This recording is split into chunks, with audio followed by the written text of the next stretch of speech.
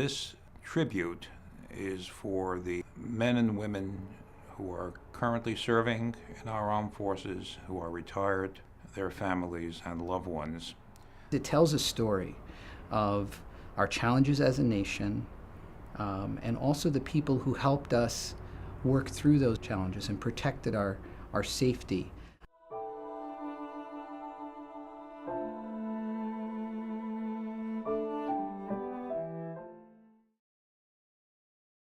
For over 100 years, the United States of America has been a beacon of light and champion for human rights throughout the world. Men and women of our military have sacrificed and continue to sacrifice their lives to ensure that people in our country and other countries may experience lives of freedom.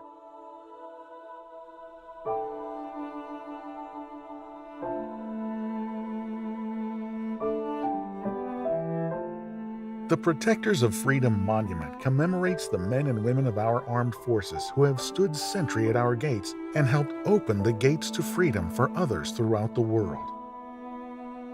The monument will remind the veterans and the community that each of us have an obligation to protect our way of life and our freedom. I would hope that it resonates with every American who would recognize that it's our armed forces that allows them to sleep comfortably every night and not have to worry about external threats facing this country.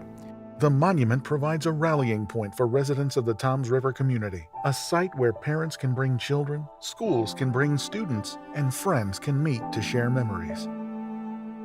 I think the memorial could potentially have thousands and thousands of opportunity for someone to tell a story to their loved one, and probably a younger person, so that a younger person understands our history and what it took for us to get to where we are today and to enjoy our way of life. Maybe some of our festivals are held in that park now.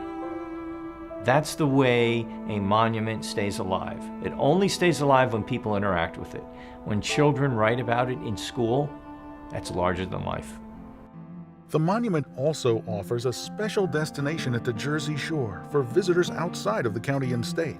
Toms River and its surrounding municipalities also reap the benefits of this increased tourism, as the people who make special trips to visit the monument also consume services offered by the community businesses.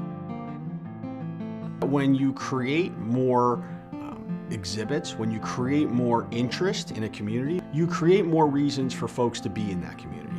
And when you create more reasons for folks to be in a community, well, guess what? Those folks end up going to eat something. They see something else that strikes their interest. Next time, 6 months from then, when they're thinking, gosh, where do we want to go? Let's take a beach day. Where should we go? Oh, you know what? It was really nice down there in Ocean County, right? Next thing you know, you've spurred economic growth because you've created more interest in a community. Protectors of Freedom was born of an idea generated by the Jay and Linda Grunin Foundation. The foundation has been and continues to be active in supporting the arts community in Ocean County, most specifically in Toms River, where the nonprofit organization's offices are located. In 2013, Jay Grunin began conversations with local classically trained sculptor Brian Hanlon. Brian has a long-reaching reputation and in the past has created sculptures for the foundation. From these discussions, Jay and Brian settled on a monument that would be a tribute to the large population of veterans and those current members of our armed forces who reside in Ocean County. The monument was to be grand in its design. It was to depict members of our military that represented conflicts the United States has been involved in over the last 100 years. But the concept needed a focus. It needed a storyline. From Jay and Brian's conversations was born the idea to create a scene that told the story of a rescue mission. It became this conversation of rescue mission. A World War II veteran is being carried by a young man of today. So the greatest generation is on the shoulders of a young man today. Pretty heavy, but also pretty realistic. And that he is saving a soldier, but they're all looking toward that figure, the Korean figure, for direction. And it's the nurse and the Vietnam soldier are looking to him because he's communicating, And then the World War I soldier is really leading the way, and that's why his face is probably the most fierce. That's a very serious endeavor for us to enter the world stage. The foundation partnered with the township of Toms River, which provided a public space appropriate for the site of the monument. Once my dad and I started talking about it, we realized that, you know, the ability to turn it into a real park and to have people be able to walk up to it and interact with it was going to be greatest at that location. Not to mention the number of folks that passed through from the soccer club and to play basketball and to play tennis.